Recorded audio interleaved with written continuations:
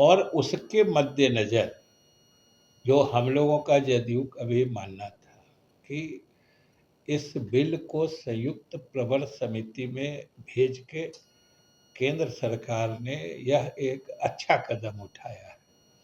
और इसका सीधा मतलब यह है कि अभी जो प्रस्तावित विधेयक है, इसमें एक संयुक्त संसदीय समिति, यानी जिसमें लोकसभा और राज्यसभा दोनों के सदस्यगण होंगे, इसकी गहराई से अध्ययन करेगी। बल्कि उनको इस विधेयक के संबंध में जिस किसी से भी राय परामर्श करने की जरूरत वो समझेगी।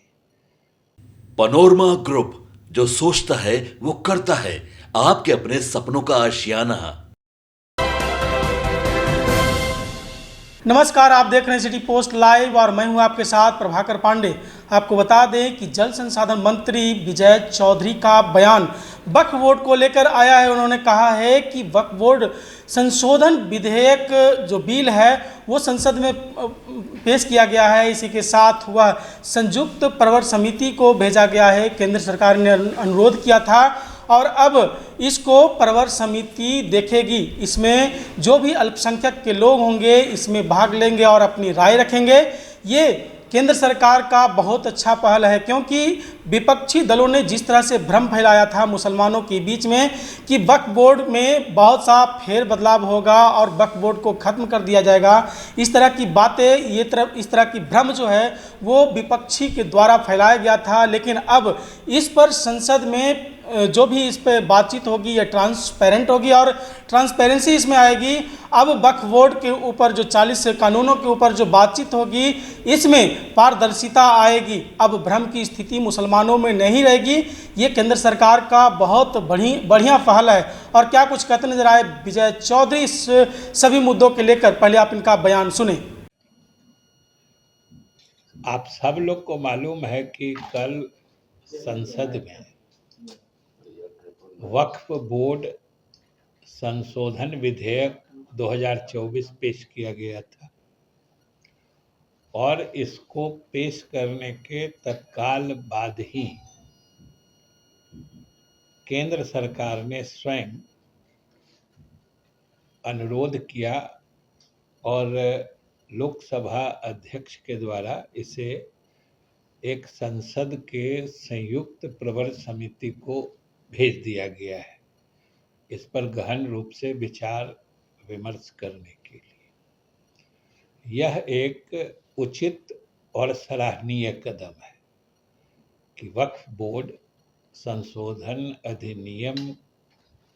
अधिनियम तो अभी बना नहीं है, वक्फ बोर्ड संशोधन विधेयक को जो कल संसद में केंद्र सरकार के ही अनुरोध पर संसद के संयुक्त प्रवर समिति को भेजा गया है, यह उचित और सराहनीय कदम है।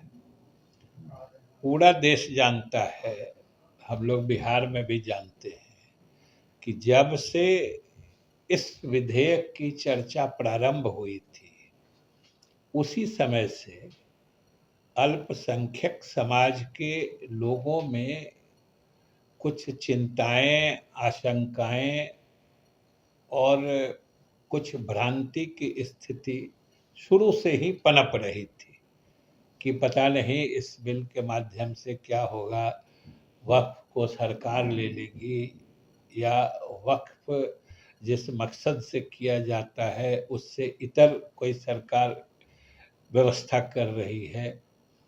तो शुरू से ही, जब से इस विधेयक की चर्चा शुरू हुई, शुरू से ही अल्पसंख्यक समाज के लोगों के मन में कुछ चिंताएं एवं आशंकाएं थी। और उसके मद्देनज़र जो हम लोगों का जदयू का भी मानना था कि इस बिल को संयुक्त प्रवर समिति में भेज के केंद्र सरकार ने यह एक अच्छा कदम उठाया है। और इसका सीधा मतलब यह है कि अभी जो प्रस्तावित विधेयक है इसमें एक संयुक्त संसदीय समिति, यानी जिसमें लोकसभा और राज्यसभा दोनों के सदस्यगण होंगे, इसकी गहराई से अध्ययन करेगी, बल्कि उनको इस विधेयक के संबंध में जिस किसी से भी राय परामर्श करने की जरूरत वो समझेगी, वो कर सकते हैं। ये उनके अधिकार क्षेत्र में होता है।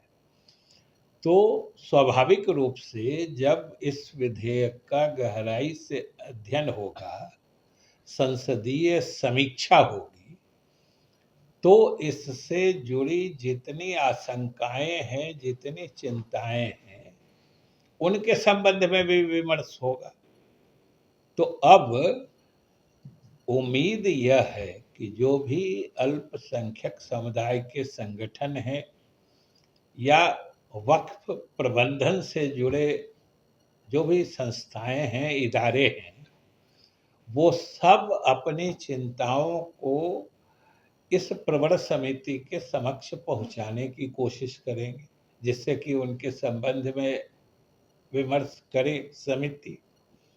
विजय चौधरी ने कहा कि जिस तरह से विपक्षी दलों ने भ्रम फैला रखा था वक्फ बोर्ड को लेकर, अब ये संयुक्त प्रवर समिति में भेजा गया है। ये केंद्र सरकार के अनुरोध से ये नरेंद्र मोदी का बहुत अच्छा पहल है और मुख्यमंत्री नीतीश कुमार का भी बहुत अच्छा पहल है, क्योंकि मुख्यमंत्री नीतीश कुमार अल्पसंख्यकों के लिए बहुत काम किया है और विकास का काम बहुत अल्पसंख्यकों के लिए मुख्यमंत्री नीतीश कुमार ने किया है।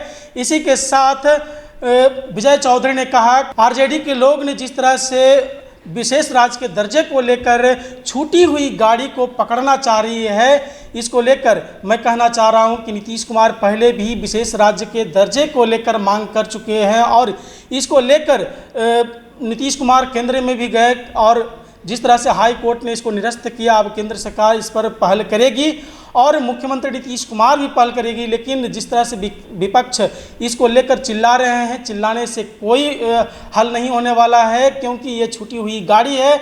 अब इसका निराकरण केंद्र सरकार के साथ राज्य सरकार बैठ के करेगी। इस तरह की बातें करते नजर आए विजय चौधरी। तो क्या कुछ कहते नजर आए, मैंने आपको सुनाया। फिलहाल इस खबर में बस इतना ही। आगे के तमाम खबरों के लिए बने रहे मेरे साथ। वीडियो को लाइक करें, शेयर करें, चैनल को सब्सक्राइब करना ना भूलें। धन्यवाद।